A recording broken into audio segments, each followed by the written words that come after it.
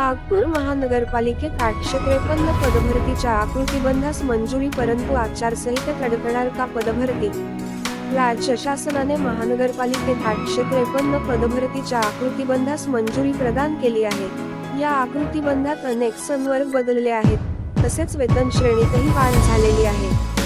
या संदर्भात फाईल मनपा आयुक्त तथा प्रशासक डॉक्टर अभिजित चौधरी यांच्याकडे असून जोपर्यंत आयुक्त फाईलवर स्वाक्षरी करणार नाही, तोपर्यंत पदभरती सुरू होणार नसल्याचे विश्वसनीय सूत्रांनी सांगितले.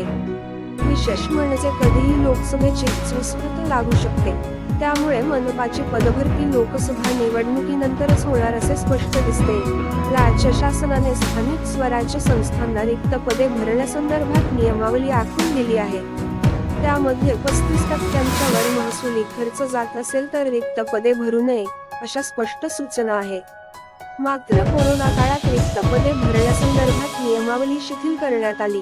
यामध्ये वैद्यकीय व अग्निशमन दलाची या महत्त्वाच्या विभागातील रिक्त पदे तातडीने भरण्यास परवानगी दिली होती. मात्र दोन्ही विभागातील पदे भरताना TCS किंवा IFBPS या त्रयस्थ संस्थांमार्फत पदे भरण्याच्या सूचना दिल्या होत्या. महापालिकेने TCS मार्फत पदे भरण्याचा निर्णय घेतला. त्यानुसार अग्निशमन विभागातील फायरमन पदासाठी अर्जही मागविले होते. फायरमन भरतीची प्रक्रिया सुरू आहे.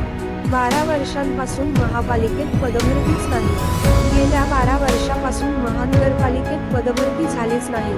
दर महिन्यात सुमारे 50 अधिकारी कर्मचारी निवृत्त होत असतात. त्यामुळे मनुष्यबळाभावी अधिकारी कर्मचाऱ्यांवर कामाचा ताण वाढत आहे. राज्य शासनाने महानगरपालिकेच्या 17,981 पदांच्या एकत्रित आकृतिबंधास मंजुरी दिली आहे. त्यानुसार महानगरपालिकेत 853 पदांची भरती होणार आहे. नवीन आकृतिबंधानुसार पदाचे संवर्ग बदलले आहेत, तसेच वेतन श्रेणीतही वाढ झालेली आहे. या संदर्भातील फाईल स्वाक्षरीसाठी मनपा आयुक्तांकडे पाठविण्यात आलेली आहे.